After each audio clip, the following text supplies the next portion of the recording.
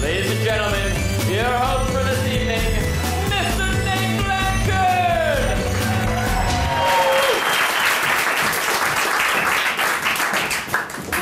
What's up? Oh my God, how are you guys doing tonight?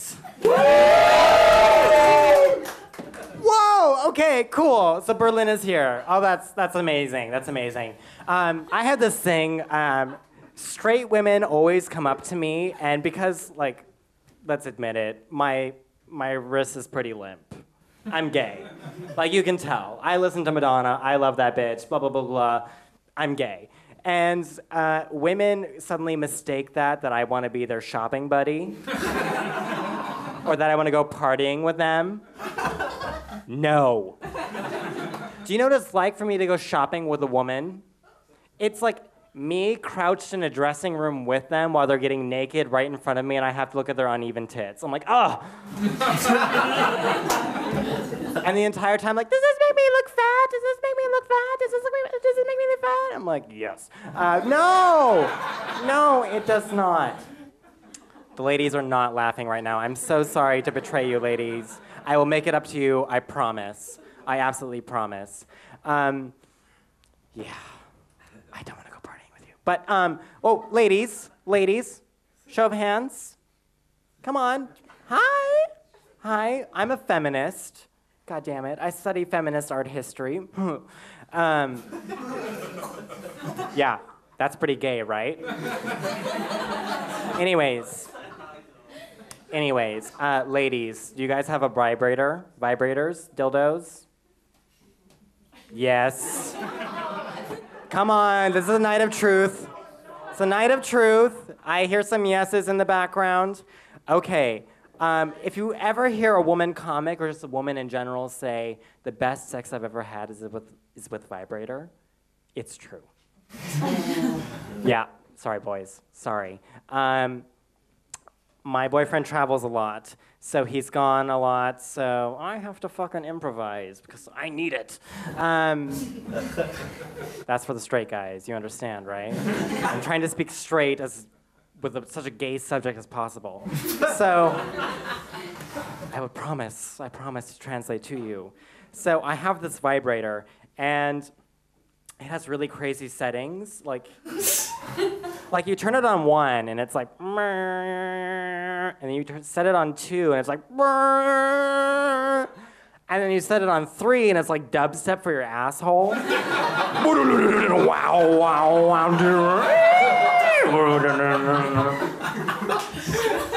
Meanwhile, I'm like, oh yes. Like there's some straight guy dancing in my room, like, it's like that kind of dubstep. Amazing!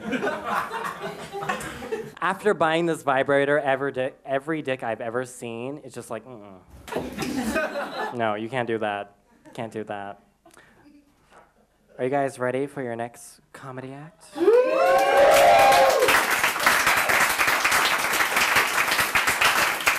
Are we in Friedrichshain or Neukölln? I'm not sure. Next act?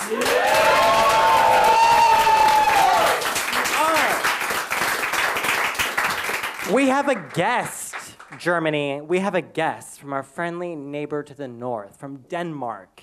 Isn't that amazing? We have a Danish comedian. Because I work in retail, and the Danish people are not funny. They are not. They come into my store all wearing black. Do you have this in an extra small in black? I'm like, no, get out. Anyways, enough about Danish people and how bad they are. Let's talk about how amazing Danish people are. Yeah, with their green energy. Yeah? All the way from Denmark. All the way from Denmark, you guys. Valdemar Pustelnik.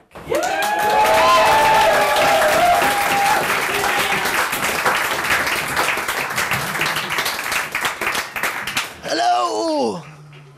Hello, come in. Hey, you doing good? Yeah. So, if a guy wants to buy A black, extra small. What the fuck is the problem? Just bring it.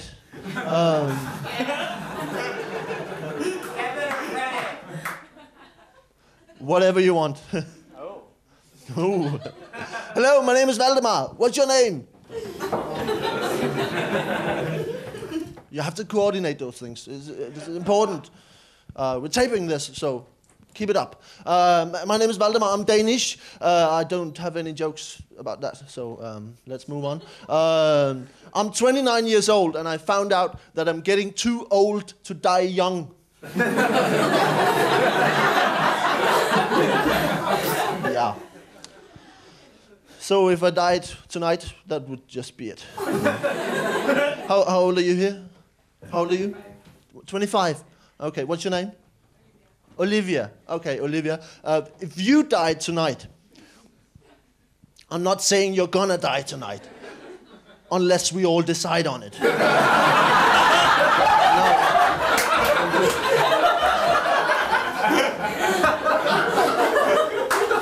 I'm just saying that I'm open for suggestions.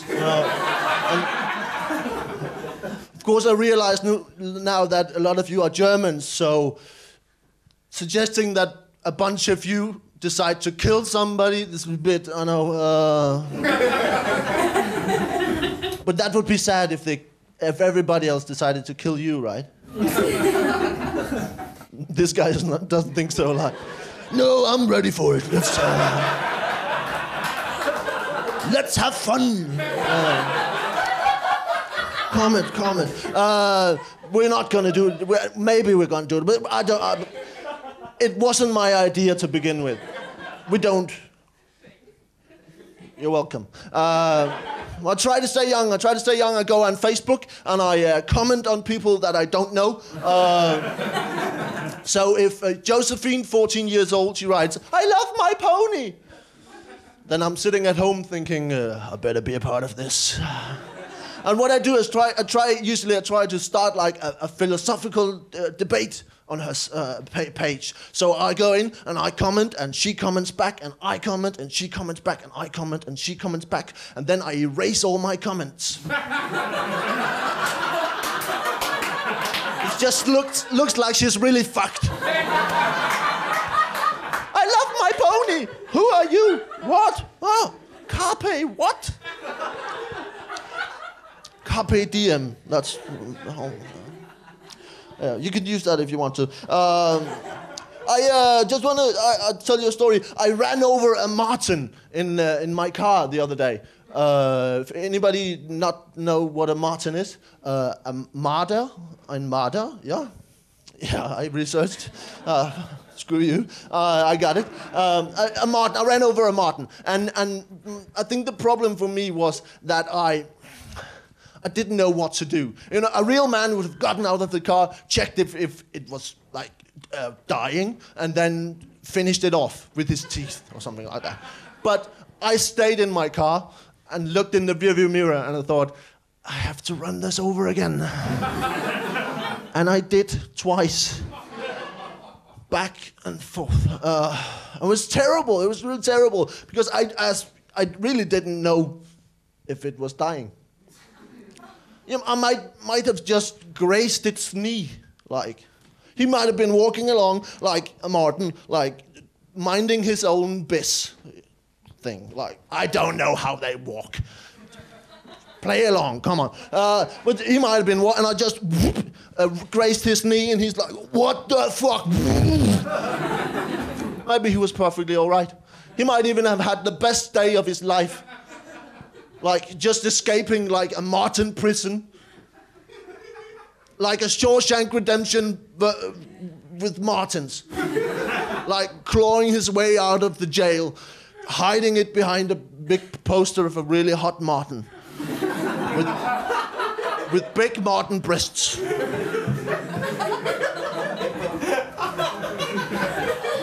And then this ginger psychopath just runs him over in a Volkswagen. Maybe he was just out, you know, he was just about to cross the road and then polish a boat on a beach somewhere, and then I fucked it up. Yeah. I think it's bad that I went from being like a merciful ender of furry life and moving into the area where I was now a cold-blooded murderer. And the really bad thing is that I don't even know if it was a marten.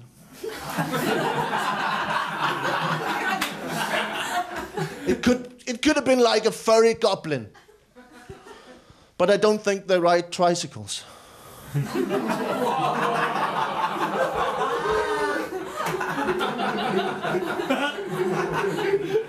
A sheep can recognize 51 other sheep. So if you have 52 sheep, don't get another one. Because they won't recognize the last one.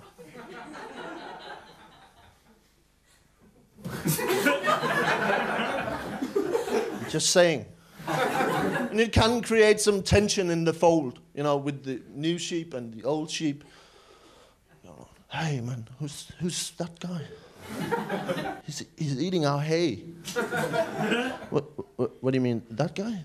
Yeah, he's eating our hay, man. But it's John. He's been here for like 2 months. John? Ah, John. Yeah, John. Who the fuck are you?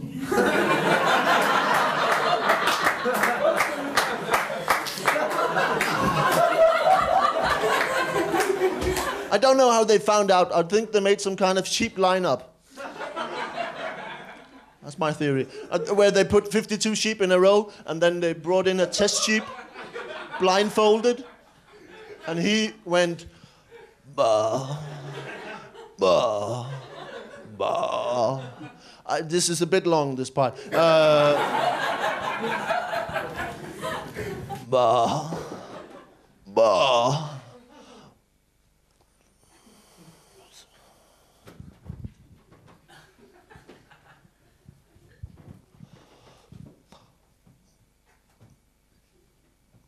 Oh.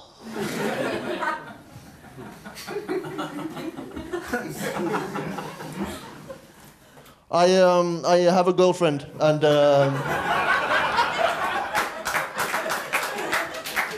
it's a bit against all odds, I think. I basically look like a guy who grew a beard, forgot about it, and grew another one. Yeah, that's me. But we are very happy, we're very much in love. But relationship can really create hatred between people.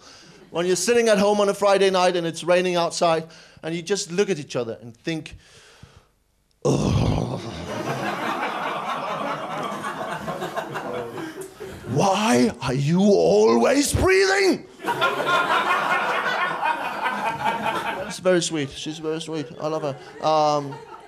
But you know, you've been with your girlfriend for a very long time when you're no longer able to answer any of her questions. Like, is it okay if I take a shit while you brush your teeth?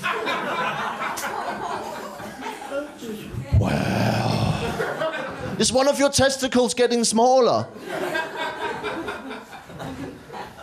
Well, is that sweat from your ass or did you pee the bed?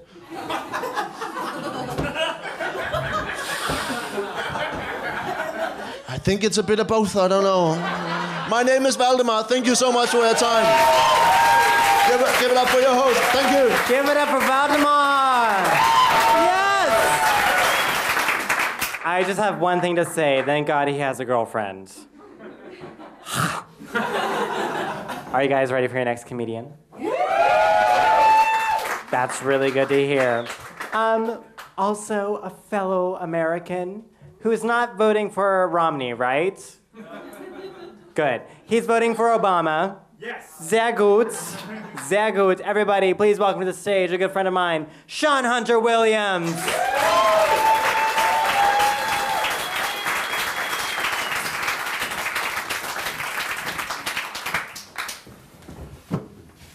Hi, guys. Hey. It's really great to be here. Really glad you guys all came out. Yeah. Okay. Just really happy to be here. Yeah, so I'm from Vermont. Vermont. I'm from Vermont, which is a very small state in the northeast of America. It's New England. It's a nice place to grow up, but it's really homogenous there. Homogenous culture, and when I say homogenous, I mean white. It's a very white state, but it's fucking cold, so that rules out like a lot of ethnic minorities right away.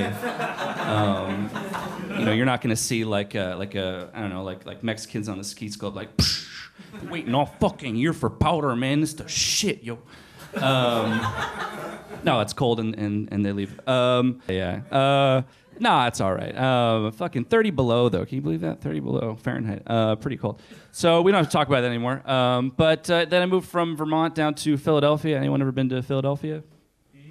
Yeah. Fucking shit-ay. Woo! Shit-ay. It's actually pronounced Fluffia, if you're from there.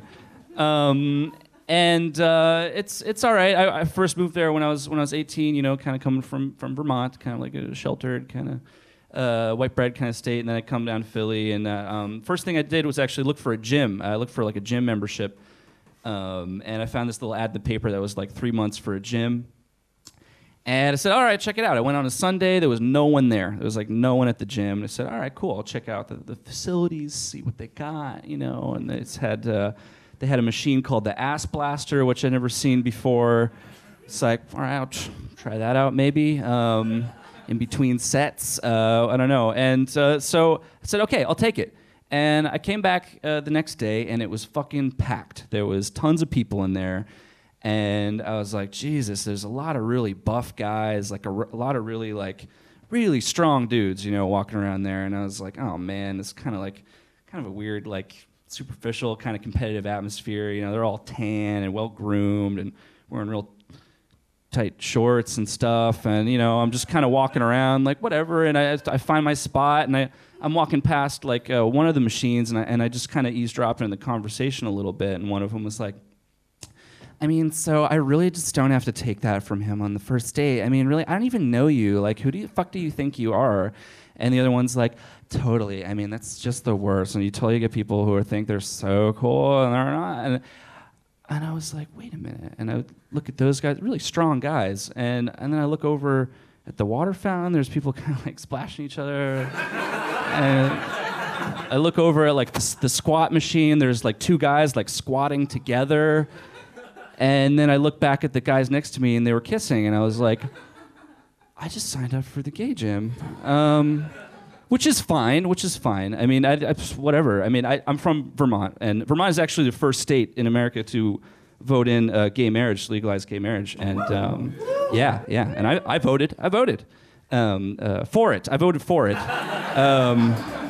Great thing. And so I was like, okay. No big deal. So I just find another machine wherever's free, and I get on these. I do these sit-ups. The sit-ups where you sit on an incline, and then you know what I'm talking about? You sit up on an incline. It's an incline sit-up. That's right. So it's like a little pyramid, right? So I get on the one side of the pyramid, and I start doing my sit-ups. It's cool. But then this other guy comes, and he gets on the other side of the pyramid and starts doing his sit-ups. And I was like, whatever, that's okay. It's good balance. And so I'm doing my sit-ups, and I noticed that when I sit up, he sits up, and we kind of make eye contact real briefly.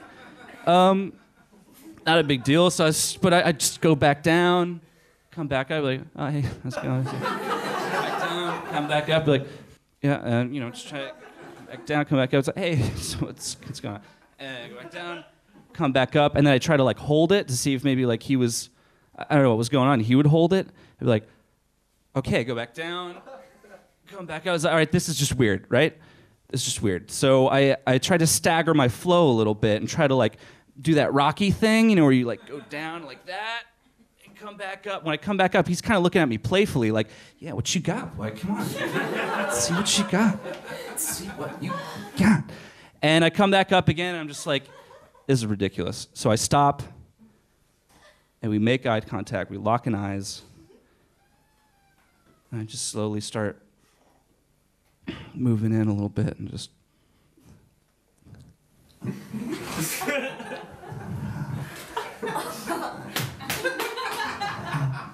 And we made out. So we made out, on the sit-up machine. And I'm just like, whew, I get a kind of a rush. So it's like I go to the shower. So I go to the shower. Kind of like, this is not me. You know, I'm usually very shy. And so it's whatever. So I leave after that. And I come back the next day. And I see him again on the sit-up machine with some other guy. And I'm just like, what the fuck is this? And I go over to the machine. I march right over there. I'm just like, what are you doing? What are you doing? And he looks up. He's like, wait, what are you talking about? And I was just like, who the fuck is this? He's like, wait, what? This is Ralphie. I'm just like, what? So you just do this every day then? And he's like, well, yeah. And I was like, slut. And then I went over to the fucking ass blaster and I was like, you piece of shit. You're gonna be sorry you left me. I'm gonna look so good tomorrow. Sorry you fucking fucked this up. Whatever. We never talked again. But yeah, so you know, there's things I miss about the gay gym though a little bit. You know, like you could always get a spotter whenever you want. You know, just kind of sit up and you get a spotter. And it's not only that, but you get a spotter with a side of encouragement. You guys are looking at me like, what the fuck is a spotter? Do you know what a spotter is? It's just someone like if it's too heavy, they'll like pick it up for you. So if you're lifting something that's too heavy, and you're like, they're like, okay, and they lift it for you. So you can always find a spotter. And you get a spotter with a side of encouragement. So it's not just a spotter. It's a spotter with a side of encouragement. So it's like, I remember I said this one guy was like, all right, I want to do 10. And he goes, okay. So, you know, I go, 9, 10. And he goes, 2 more, bitch. And I was like, what? Holy shit. And 11. Wow. And I get up and I was like, wow, I didn't know I could do that. And he goes, good job. And send me on my way. I was like, oh, all right, thanks. So I miss that. I do. So then, obviously, I live in Berlin now. Berlin's great. You know, I do various jobs around here. Last thing I was doing was like making models and props for a movie, like making like puppets and shit for a movie. It's like a horror movie. And if you guys work in film, like any of you guys work in film at all? No, well, obviously you guys do. But if you work in film in Germany, it's like the krasseste Denglisch. It's like this mix of English and German, like.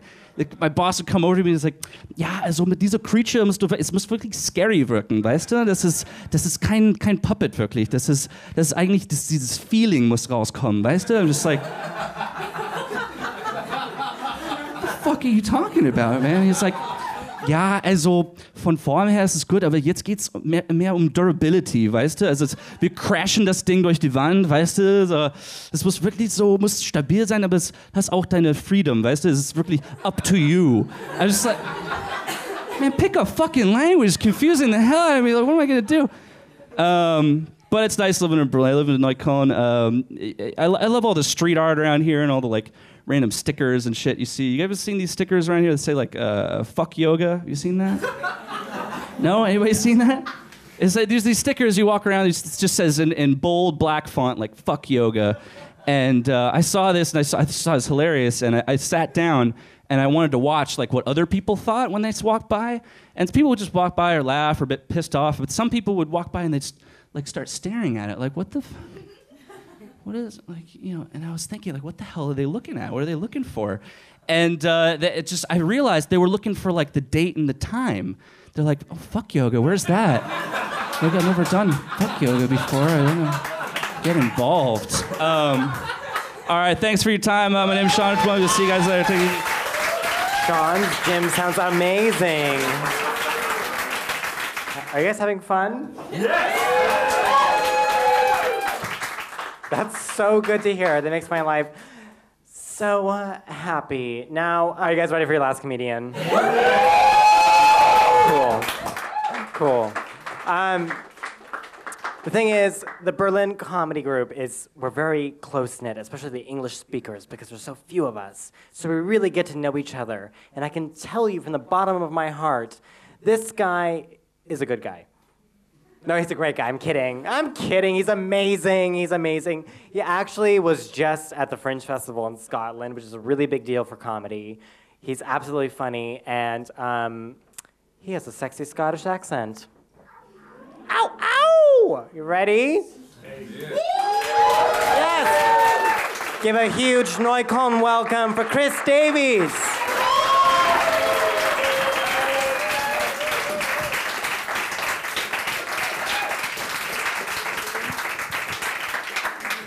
Everyone is in the house. You all feeling good? You feeling good? Yeah, I'm feeling good. That's good. That's good. I need that energy so that I can give it back.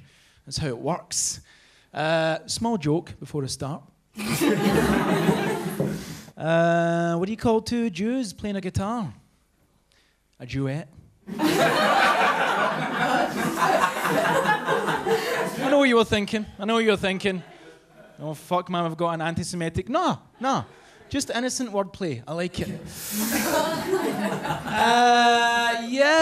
I'm feeling good, man. I've got a lot of energy. I just want to get straight into the joke telling. That cool with you? I'm a big fan of adverts. I love commercials, as the Americans say. I like adverts, you know, and I like this advert a lot, but it's not really like it's the style of it is not really done in Germany. It's like more done in like Britain and America and Canada and Australia and New Zealand. I don't know if you're aware of it, right? But it's one of these adverts that try and like get you to give them money to save an endangered species of animal. Goes something like this. There are a mere 35 snow leopards left in the wild.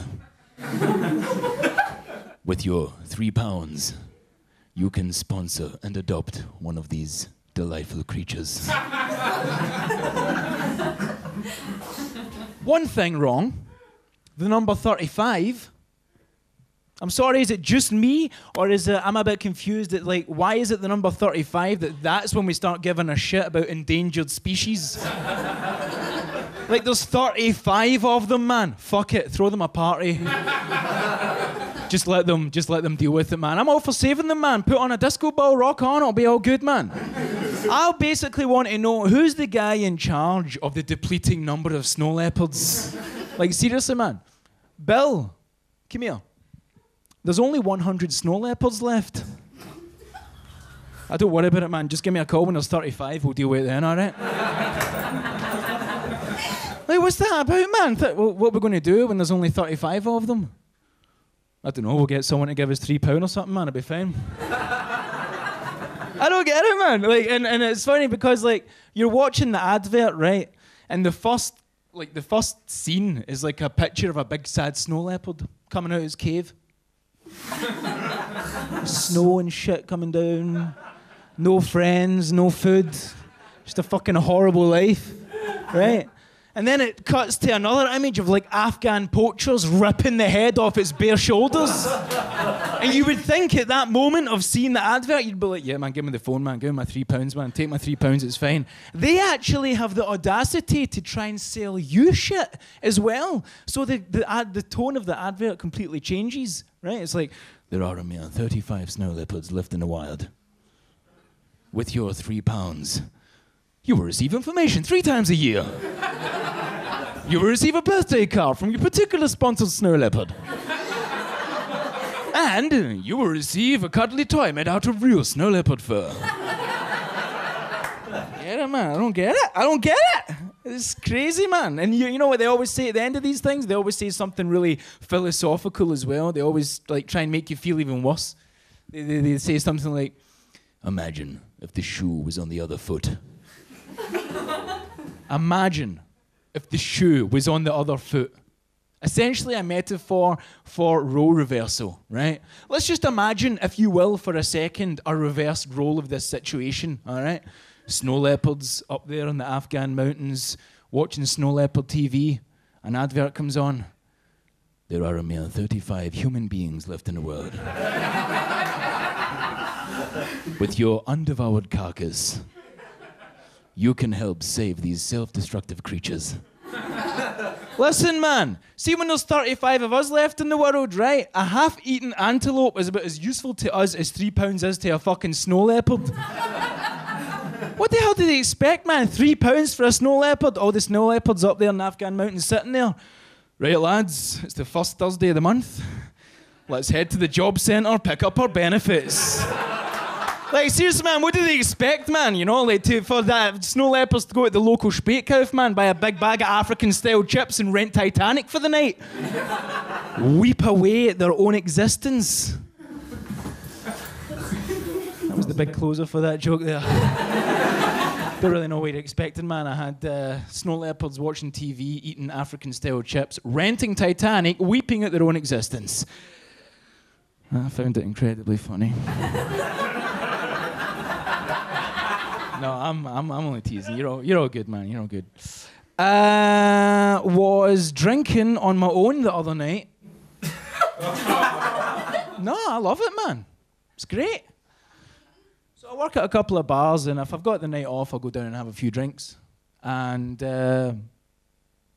like the guy, I don't know if you get like, surely you all go out drinking and stuff, but you ever notice the guy that sells the roses?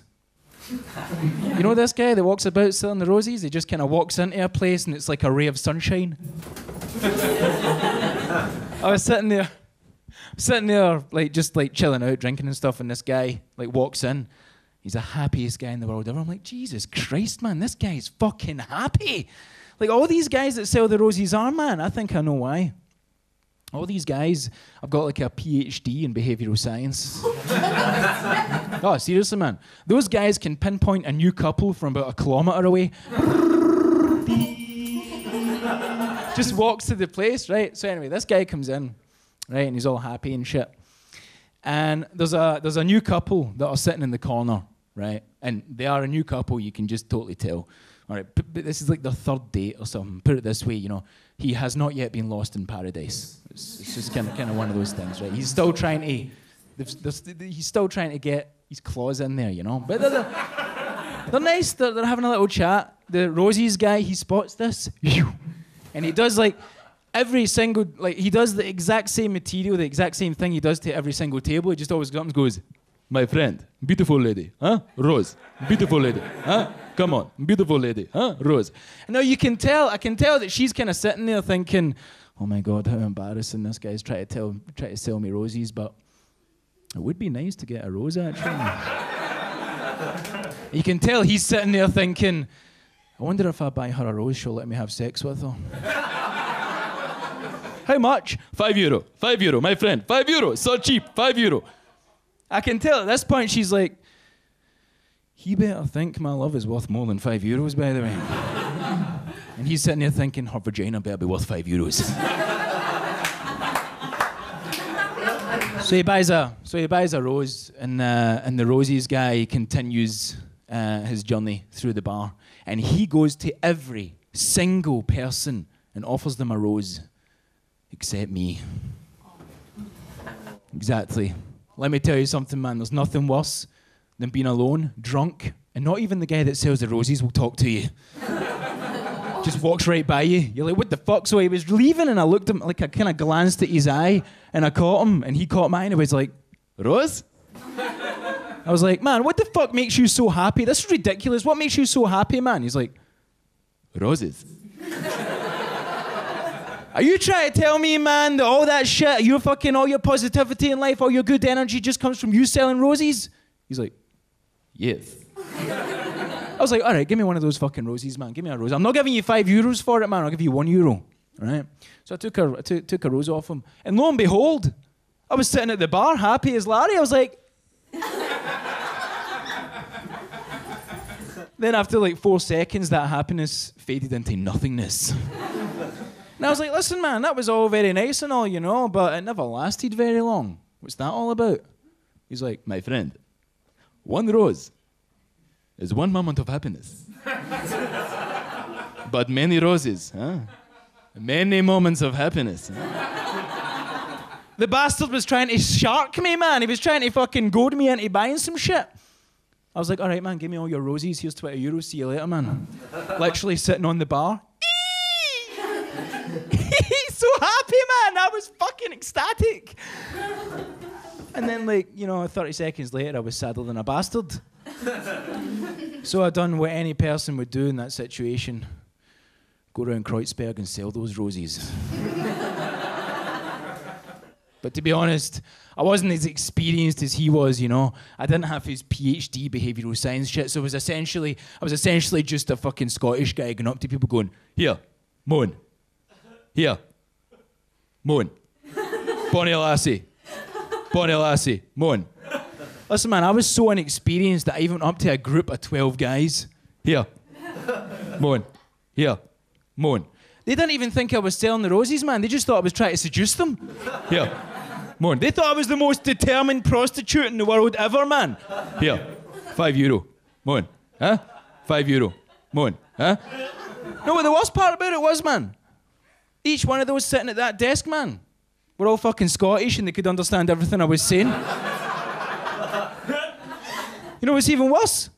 They actually deliberated for a couple of minutes. Is his arse worth €5, man? I don't know, should be fucking sitting. Is that fucking... Until they realised it was going to be 45 pence a head and went, fuck that, man, too expensive. All right, guys, you've been a fucking wonderful audience all night, man. You've laughed at some amazing comics. It's hard to laugh that long. It sucks a lot of energy out of you, man. I appreciate you being so lovely. Thank you very much. My name's Chris Davis. Cheers.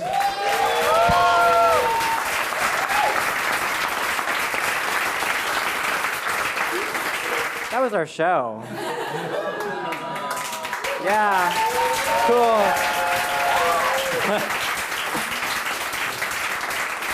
You guys, you've been absolutely amazing, truly inspiring. But first and foremost, give a huge round of applause to the wonderful bar staff from Myxa Café here on Strasse. And not to mention our lights, sound, and video people. Come on.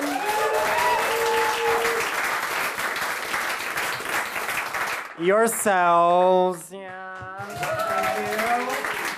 But we're not out of the woods yet. Let's bring up the comedians we've seen tonight. Valdemar, get on up here. Valdemar, everybody. Our friendly neighbor from the north, and then we have Sean Hunter Williams. Yes. Last but not least, Chris Davies. Thank you so much. Yes. Give it up for your main man this evening, Nate Blanchard. You guys, have a good night. Get home safe.